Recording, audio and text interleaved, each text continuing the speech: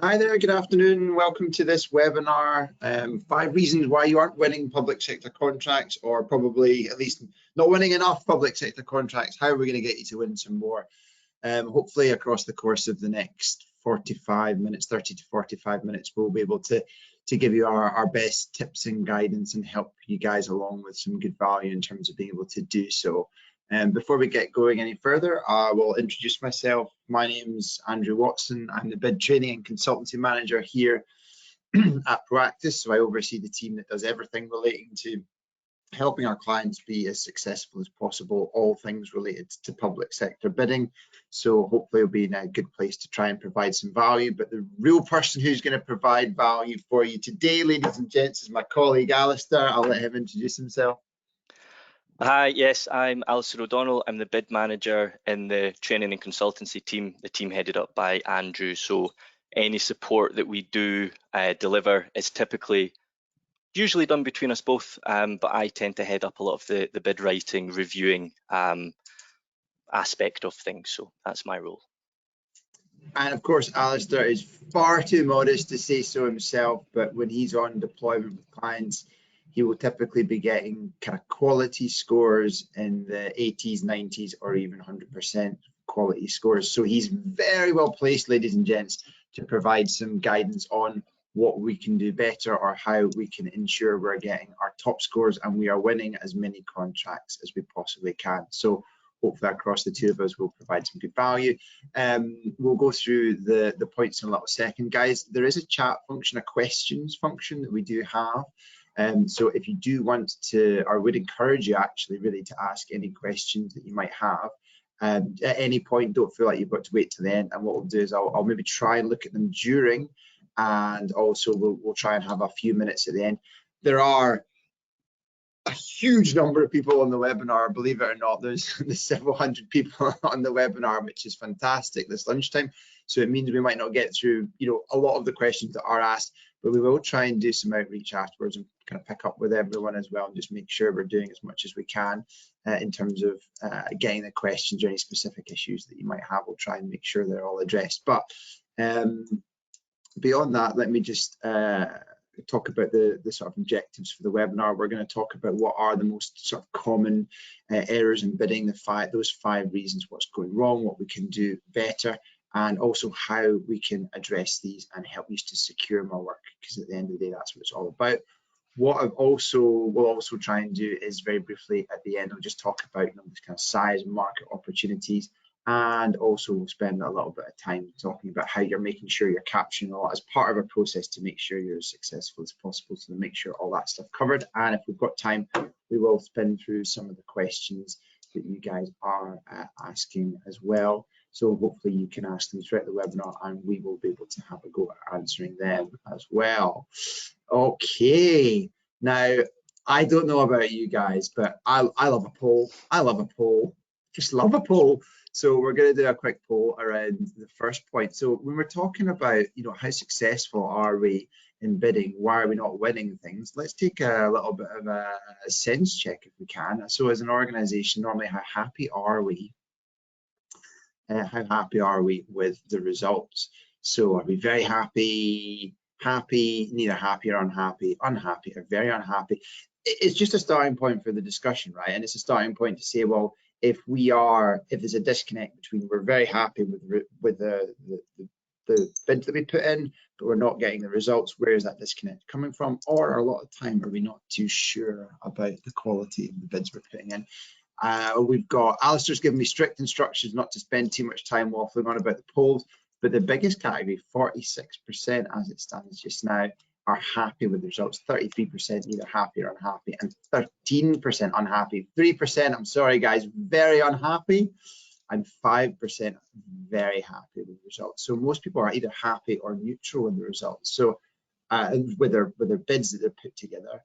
But does that reflect how happy they are with the outcomes they're getting? I'm guessing it might be a little bit, they'd expect a little bit more, but it's really strong, really good indication as to where people are. So thank you very much for participating in that.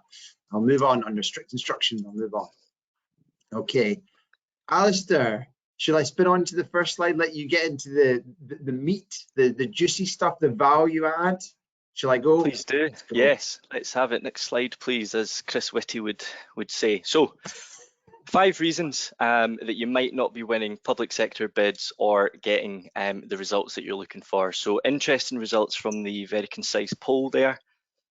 We will cover some basic information, okay, entry-level stuff, though we will move through onto some higher level advice and tips. So hopefully there'll be something for everyone. Do keep the questions coming in though as we're going on. So the graphic on the right here, I should introduce reason number 1, in my opinion, that we're not winning work is blurring the solution and the messaging, okay? So this graphic on the right, for such a simple graphic, it really does convey a really important distinction to make in public sector bidding, okay? And that is that there are crucial differences between the solution and the story. Now, this leads nicely onto some introductory information regarding the way that public sector tenders are evaluated. The key point here is that buyers aren't allowed to infer any information on your company, okay? This is to preserve the integrity of the evaluation process. It needs to be fair, open, and transparent throughout. If a buyer could say, look, they didn't write it in the bid, but we know that they can do X, Y, and Z, then the process has failed, okay? Contract awards need to be bulletproof from the perspective of the buyer, client, local authority, the person awarding the work, and they need to be able to be audited, presumably by a different person, say 5-10 years into the future, okay? So the only way that this is done is evaluating what's written in the bid, not what buyers know about your company. So a takeaway from this is that it's your bid that's being evaluated, not your company. Now, the analysis from this would be leave no stone unturned, okay? Spell things out and spoon feed the buyer. Don't presume that the bid will be marked by an expert. It may be marked by someone who works in procurement. So a little self-burn there. I'll wait for the laughter to die down. The serious point to this though is don't assume that buyers know your company, okay? Even if they do, they aren't allowed to evaluate anything other than your written bid submission, okay? So in my experience, once bids have passed the compliance stage, okay, that's a reason that you might fail. Let's assume you've passed the compliance stage. The 2 main reasons that bids fail that I've seen is a poor technical solution design, okay? Your company might not be mature enough to deliver the goods or services that's been asked for. You might be just in the wrong industry or, not local enough. The second reason that's 90% of what I deal with is poor communication of what is a good solution design, okay? So we see here the strength of good storytelling combined with a strong technical solution. You do still need that, but the communication thereof is what's so important. So a piece of advice here is have your work proofread by someone not involved in the process. If you've crafted responses for a week, you'll be strongly invested in the process and you'll reread your responses with the old, the rose-tinted glasses on. Here, a fresh-eyed perspective can make all the difference, okay? Have the bid reviewed by someone reading it for the first time, as this will mirror the circumstances in which evaluators will be reading your bid. Now, we can support with this, and Andrew and I can add value in a number of ways, but there's merit in having this done internally too. Send it to someone who hasn't helped create the responses and ask them what their key takeaways from the responses are. This will help you write with clarity and make sure that your points are spelled out, not inferred. So we'll move on to the next slide. Thank you very much. So reason number 2 is perhaps a little imbalance with regards to the skills, capability and experience that you hold. Now, the analysis here runs across 2 paths, okay? The company and the individuals within the company, and we'll deal with both.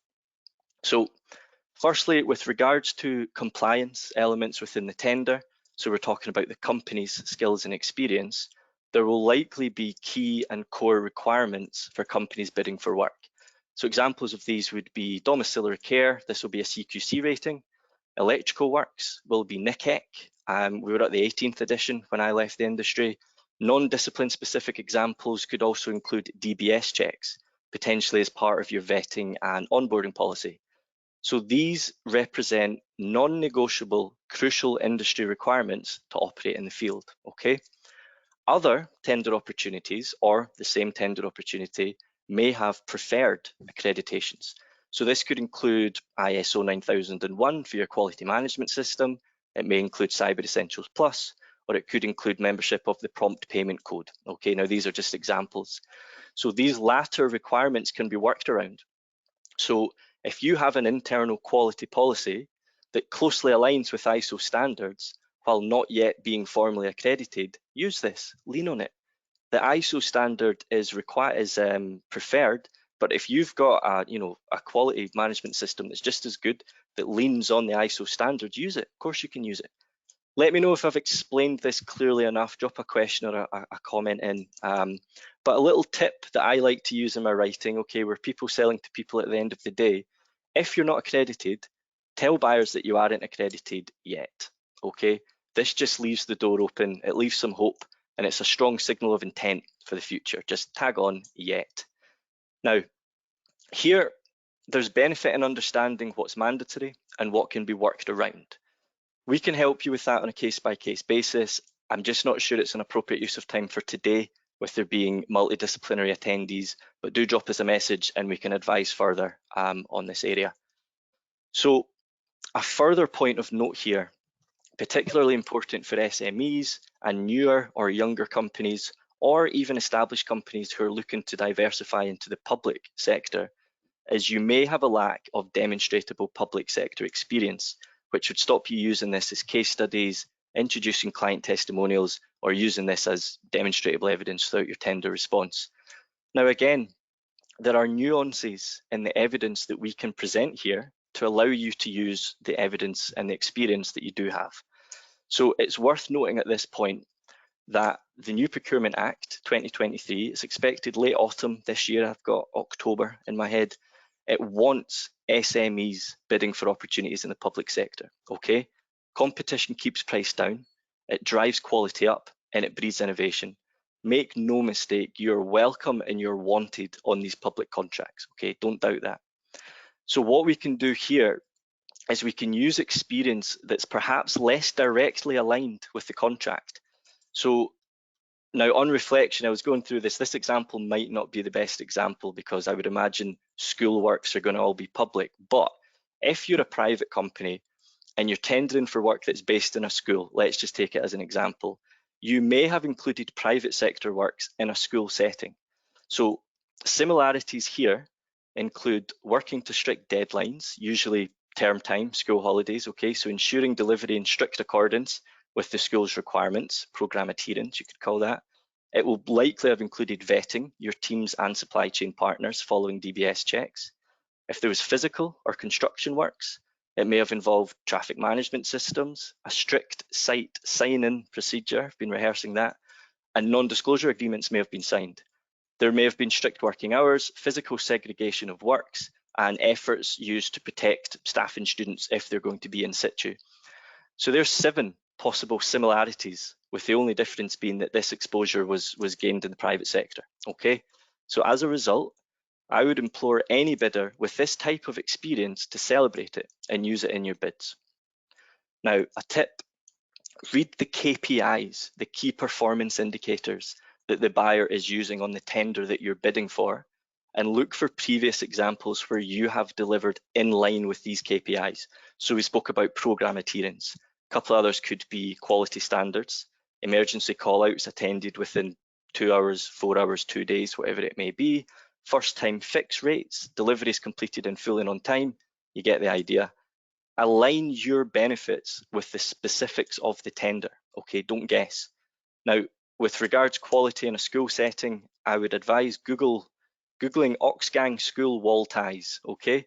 See what comes up, and you could maybe lead your analysis around preventing a repeat occurrence through your stringent quality controls, okay? Again, that's just an example. Now, as we've said, the barriers to entry for SMEs into public sector procurement are being dismantled. Buyers and central government want you involved, and as such, they're making more allowances for less directly aligned experience to still hold weight. Now, a further point on this would be, if you're a startup with no demonstrable experience across either sector, look to the future, okay? Where a case study evidences what you've done in the past, a full detailed methodology of your approach tells buyers what you'll do in the future. If you can't demonstrate 3 case studies as been requested, use the space to be honest about your company's young roots and use the word count to detail your step-by-step approach and the experience held by your teams. So rather than showcasing what you've done in the past, which you maybe can't, detail what you'll do in the future. Now, a final point here, which I have done while working in internal bid teams, is to scan contract award notices and see who's winning work. There may be opportunities for you to present yourself for subcontracting opportunities within the contract award. It might not be glamorous, but it will, in the very least, provide you with previous experience with public sector clients who you can name drop, and it'll also allow you to gain an idea of how KPIs are managed and monitored, allowing you to use this as evidence for your next submission. So a good point on this is that typically subcontractor service level agreements need to mirror, or will typically mirror, the contract between the main contractor and the client. So you'll be held to the same KPIs, the same delivery schedules, the same program, okay? So this will allow you to align with KPI adherence and expected client standards, okay? So there is a benefit to this. I think Andrew has a bit to say on how you can maybe identify these contract awards. I was just going to say, without it turning into a sales pitch, I know there are people on the call that aren't Tenders Direct subscribers, but the platform that we have gives you then that access to look at contract award notices, look at who's winning the contracts, and to help you understand if it's relevant, where as a subcontractor you might be able to engage and get involved. So we'll talk about that a little bit more later, but just to flag it as part of the piece there. The other thing I was just going to say I thought was a really important point, Alistair, was around the looking at the what are the KPIs that are going to be in play for the contract that you're bidding for. And we obviously both, you see a lot of bids where we're presented the responses in an audit setting, so as in why didn't this win? And a lot of the time, that just disconnecting where the bid just has not adequately made reference to how they are going to adhere to the KPIs, even to demonstrate that they've read and understood what they are and actually what they're committing to in terms of what their service delivery is going to look like. So if you can show that you've read them, understood them, and how you'll respond to them, that might be across multiple answers. Again, it's that level of rigor that you're introducing to your response that's going to be valuable as well. So I think that's a really important point. This majority are very, very often missed by bidders. Yeah, absolutely. Shall I spin you on? Yes, please right? do. Okay. That's right, yeah. So same point, but the second pathway in regards to the analysis moves away from tender compliance related aspects and deals with the resources that you've got available to you in your company or your bid team to complete the bid. Okay, so have a think, who has bid writing experience in the team? Do you understand each question the supplier on the supplier questionnaire or the single procurement document? Have you properly interpreted the tender pack? Okay, just to lead on from what Andrew's saying, do you know what the buyer is asking for? Can you meet the core criteria of the bid? Have you got time to conduct robust research on the client and their strategic ambitions? But more importantly, how you can align with these. Now, if some answers come back as no, how are resource or knowledge gaps going to be filled? Do you just no bid the opportunity, or do you get inventive? Now, a tip, there is no wrong answer to this, okay? Knowing when to chuck a bid is a skill in itself. So don't waste time trying to fit a square peg in a round hole, bin the bid and move on, okay? If you do decide to get inventive, can you leverage experience of specialists or professionals? Would you consider bidding as a consortium? If you have good working relationships with a partner supplier, you may wish to combine your skills and expertise. So I'd recommend here understanding the difference between a joint venture and a consortium, with consortia bidding representing clear benefits, particularly when you do not possess all the experience. Now, take that with a grain of salt. I'll caveat it by saying that's my experience. There may be bidders out there who would, benefit from a JV, but certainly consortium bidding is looked upon favourably, looked upon as quite an innovative solution, and you would never be marked low for bidding as a consortium. Okay, it's not an impediment. Final point there, just on social value, you could do worse than to nominate a social value champion within your business. Okay, name this person in the bid. Make sure that they can navigate all aspects of social value. So from making firm and fixed commitments, including a detailed methodology on how you will carry these out, and obtaining feedback to lead continual improvement. They need to understand the process from start to finish, okay?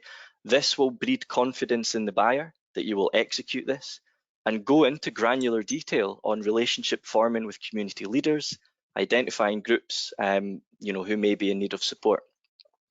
You might also touch upon giving team members annual leave to pursue voluntary opportunities, and this allows you to take ownership of your team's annual leave because you're paying them for this, okay? A good model to keep in mind for social value deliverables is SMART. So we're looking to make these specific, measurable, achievable, realistic, and timed. So I think Andrew has another poll, which we'll get into. I've got another poll, guys. I've got another poll. So obviously social value is becoming increasingly important. That's why Alistair spent some time talking about that. It's only going to go in one direction in terms of the amount of importance it's going to be weighted to. So it's a really important area, and if you're not giving it due care and attention and not performing well and giving these commitments the same amount of firm attention as you are to actually the contract delivery, then you could definitely be leaving marks on the table. So let's see, what do we think? What do we think? Do you know how to deliver meaningful social value as part of the pledges made in a tender response?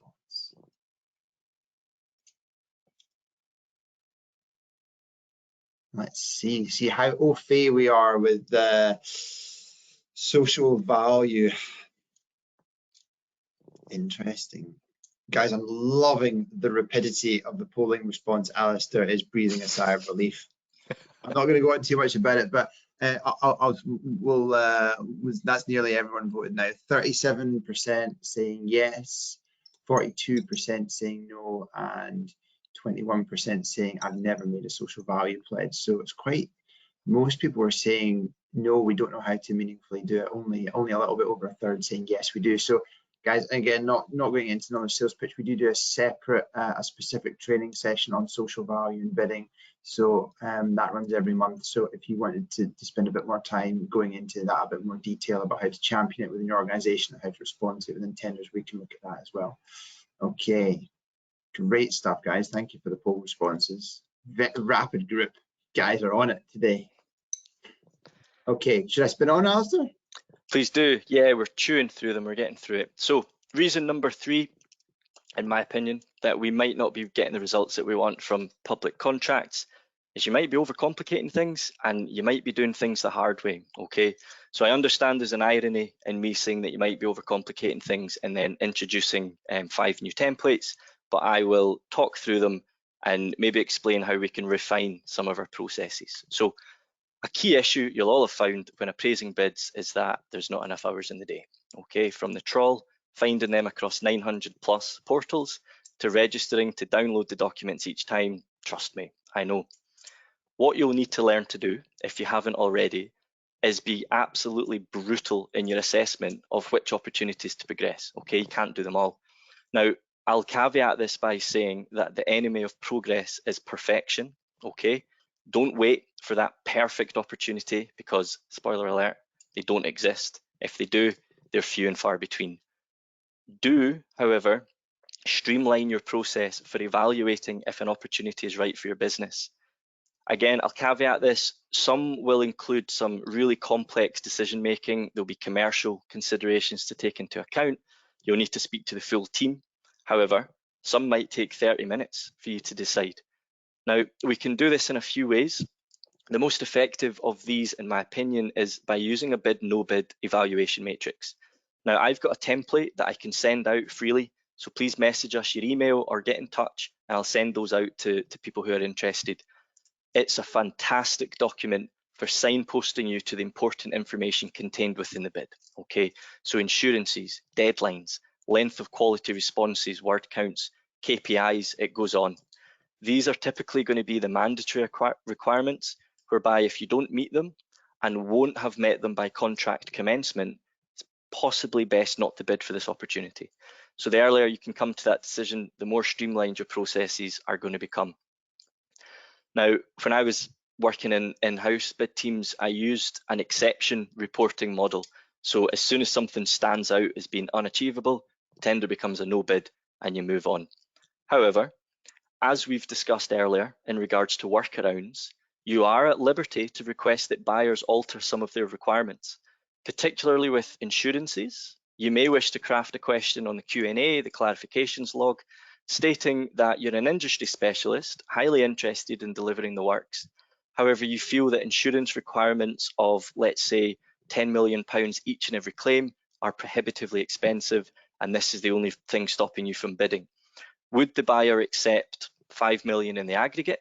And if so, this would allow you to bid. Okay, so ask them, would they consider lowering this requirement? As we've spoken about, buyers aren't all experts. They may have only been advised by experts.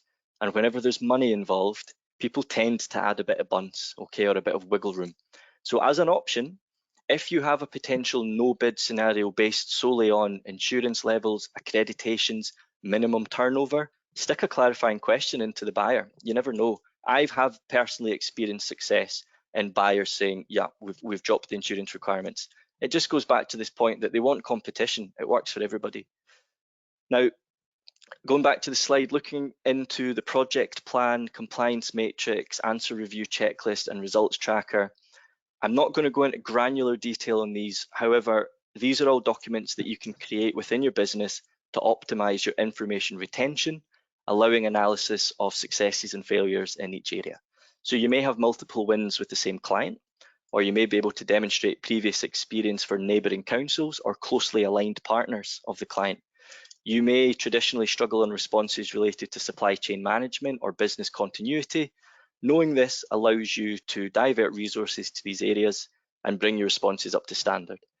Now, as Andrew said, we do have a wide range of training opportunities. I can support with everything that we've spoken about as well. What we do have on our website is the Knowledge Hub, and this is free. So you'll get insights into these templates. There's some really good recorded videos, and it's all freely available. So I'd have a poke around that.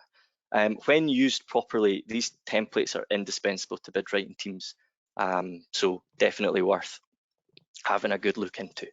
So if we could move on with the slides, please. Yeah, the lots of requests come in for the templates, but we'll organise those and get those sent out to everyone who's requested them in the next few days after the webinar. Very popular. They are £50. I will give you my PayPal details shortly, guys, just to let you know.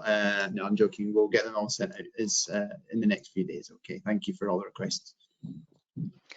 Good stuff. Glad they're going to help. So reason number 4, again, this is pinch of salt, okay? Don't take it too seriously, but you might not be being honest with yourself, okay? Now, I'll add on to this. You might be biting off more than you can chew.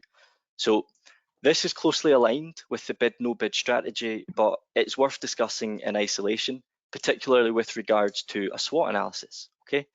Now, this is uni stuff. It's a fairly blunt instrument, but it can provide some really beneficial results. Clarity on your place in the market being one of these. So the more honest that you are with yourself at this stage, the higher quality of information you'll compile.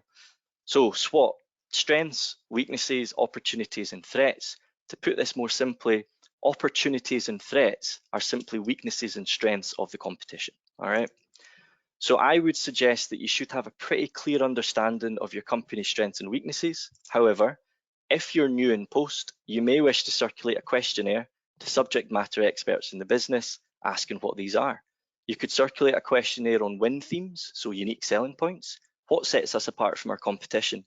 And within this, ask experts in the business to carry out a SWOT analysis for you. Either way, you should have or end up with a clear understanding on strengths, weaknesses, opportunities, and threats.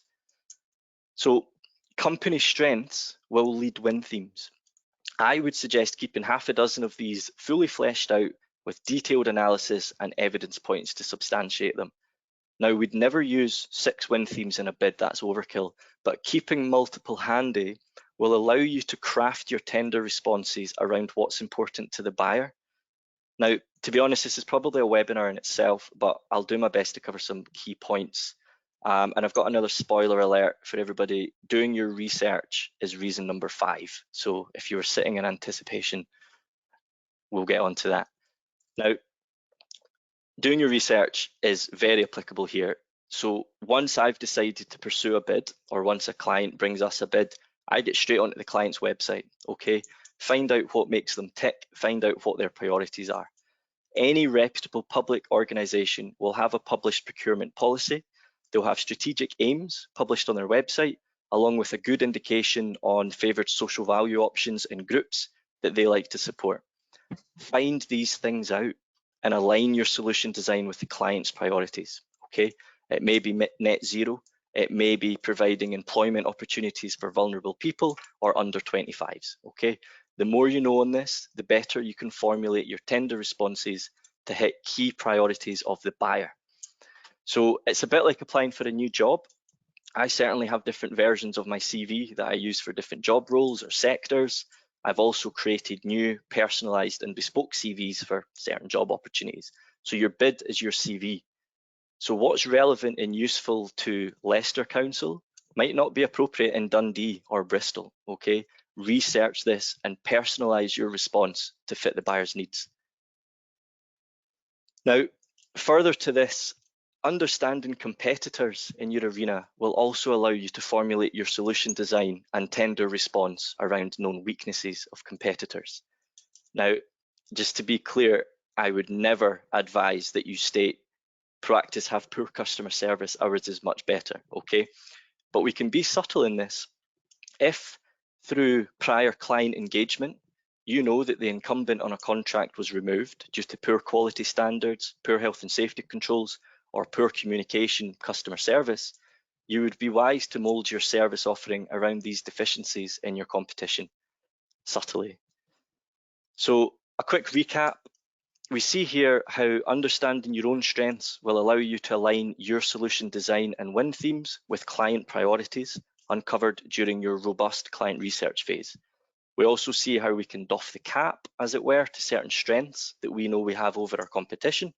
And we can also ensure that our solution design helps buying organisations further their own strategic goals and ambitions. So if we could move on, last slide.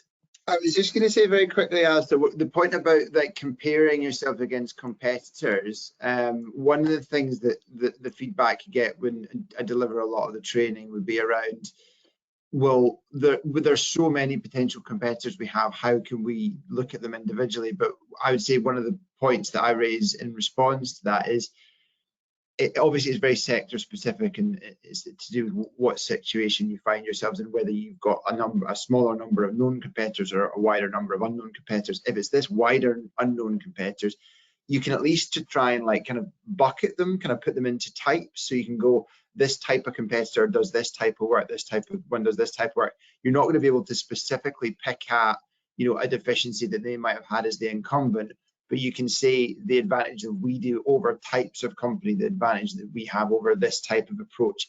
So you're really, and like tying that to what's important to the buyer as you research, as it's been listed.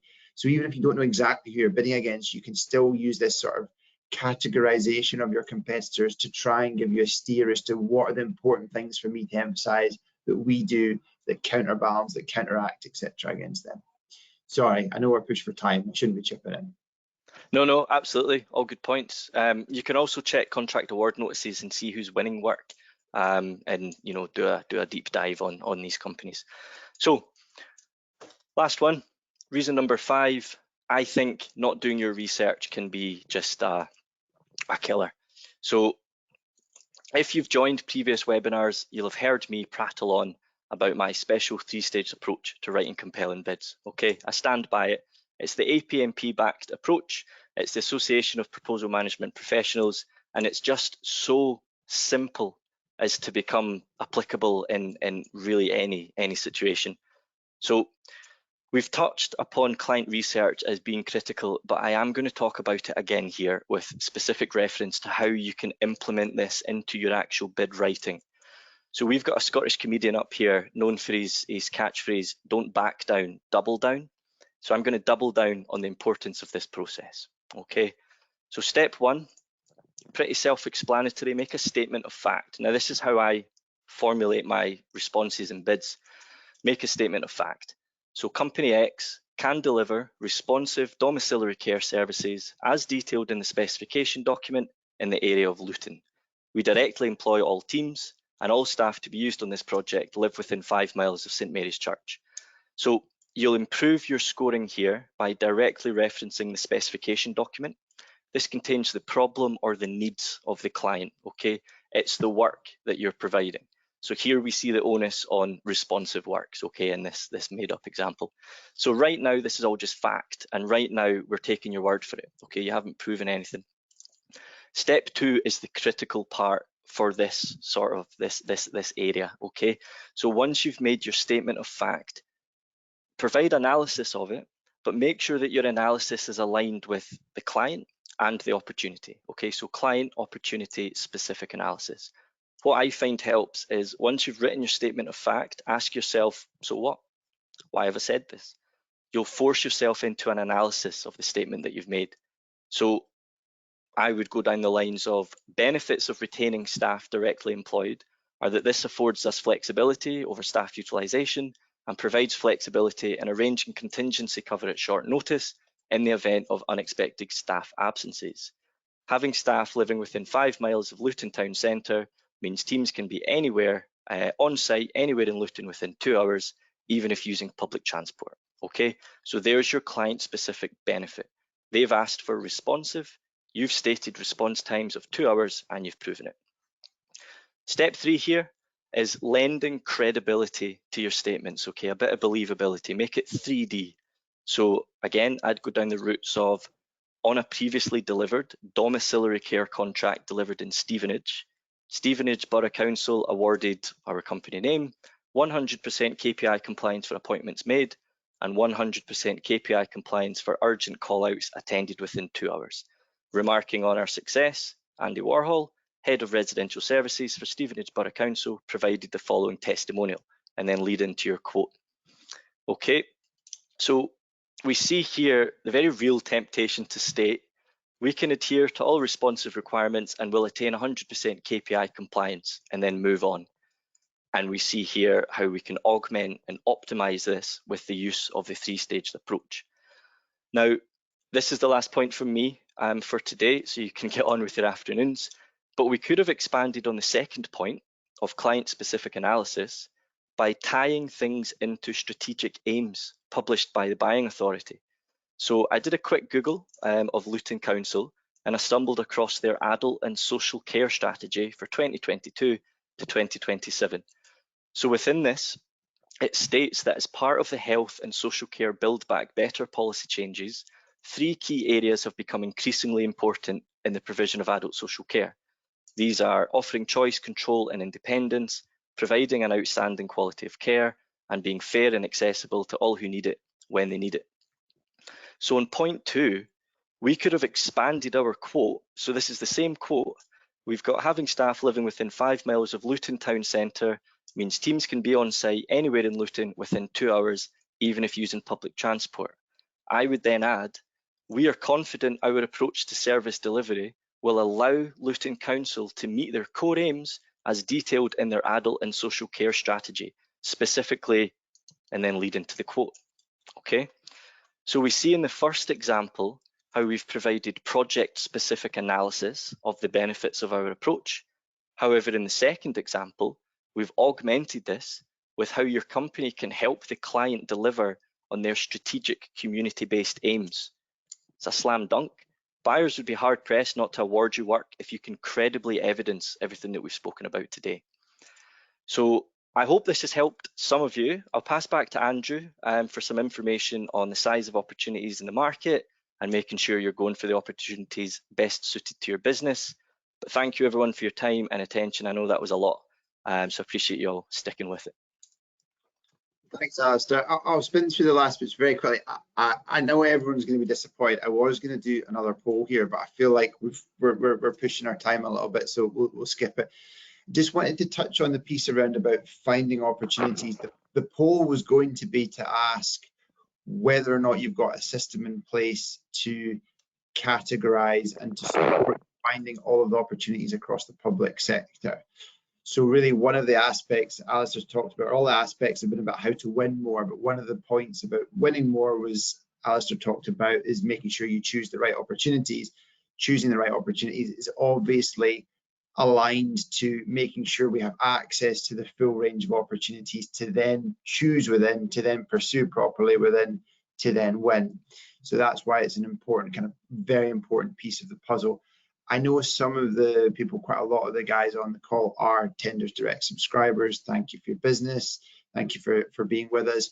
For the ones that aren't, if you don't have a system in place that's helping you, that's pushing to you, alerting you about all of the opportunities that are relevant for you across the public sector, then it's something you really, really do need to consider.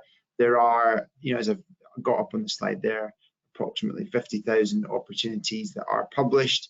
Only around about sort of 28% of these are what are called high value ones, which generally are published and a little bit easier to come across. You know, more than nearly 3/4 of the opportunities are what are called low value ones. So, you know, especially suitable for SMEs where they're underneath the threshold, be it 140 or £215,000, depending on which body it is that's publishing it and also the category. But these contracts are certainly still very, very valuable and very worthwhile pursuing. A lot of organisations are not necessarily aware of those because of the kind of fragmented nature of the market. If you don't have a system in place, it's very difficult for you to get that sort of systematic coverage. There are the government websites, but again, there are issues with how they do the categorisation, how they're pushed to you, and how comprehensive they are in terms of what they're covering. The easiest way, the best way, is to have a subscription service in place to capture them all. There are obviously not just ourselves that do this, although I would say we're probably the largest and I would say the market leaders in terms of the efficacy and the feedback we get on our product. But if you don't have something in place, I would definitely consider Tenders Direct. Go onto our website, you can get a market review with one of our specialist sales guys, you can get the run you through a demo, and you can also have your own full access play away 7-day free trial with no obligation. On the Tenders Direct website are all those fab resources as well that Alistair talked about. You know, even more fun recording webinars of myself and Alistair, blogs, information posts, all that good stuff. It's not behind a paywall. You can get on to that stuff and get looking and so on. There were absolutely, I'm conscious of time, guys, there were absolutely loads of questions that came in as part of registration and also loads of questions that have come in live. The most common question, as is always the case, is do we get access to the recording of the webinar afterwards? Yeah, we'll make sure that the recordings are sent out.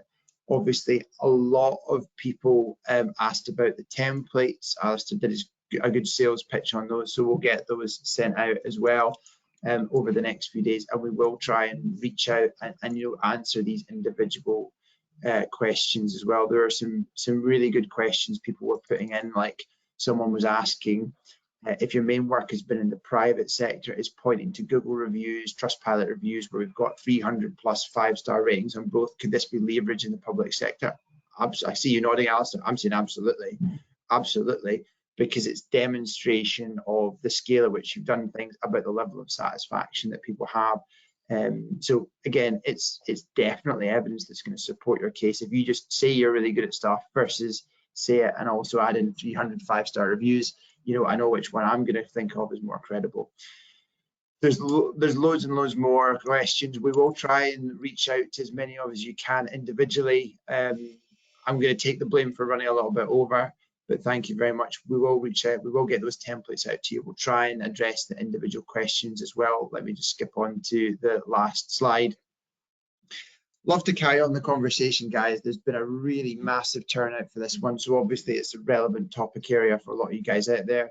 You've got my email address, andrew.watson@proactis.com, and you've got our bid support at tendersdirect.co.uk email addresses. If you want any more information, you want to go, guys, I want a bit of a chat through that. Alistair guy sounds like he knows what he's talking about. Can I have 15 minutes of his time? Yes, you can. Just give us a shout. We can talk. We can talk through all of the anything that you want to discuss in a bit more detail, anything you're struggling with. And obviously we're here. We do offer more detailed consulting support. You could have days of Alistair if you so wish, or one of our other consultants. if you need more detailed support, just to make sure you're doing things right, you've got a little bit of a resourcing gap, etc. So do reach out if you need anything. We'll try and be in touch with everyone. I'm over the time. I'll say goodbye, leave it there, but thank you very much, everyone, for coming along, for participating, and for staying the course. It's been a really fab webinar. Thank you so much. Yeah, thanks for your time, everyone. Thanks again, guys. Really enjoyed it. Real pleasure to be with you all today, and all the best for the rest of the day and the rest of the week. Thanks again. Bye for now.